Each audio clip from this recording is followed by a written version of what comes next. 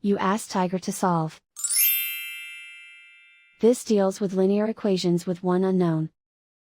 The final result is d equals -2. Let's solve it step by step. Group all d terms on the left side of the equation. Subtract 7d from both sides. Group like terms. Simplify the arithmetic. Group like terms. Simplify the arithmetic.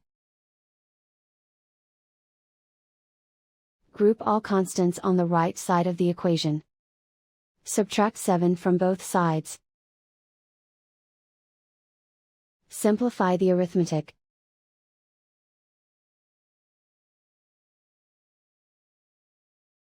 Isolate the d. Divide both sides by 2. Simplify the fraction. Find the greatest common factor of the numerator and denominator.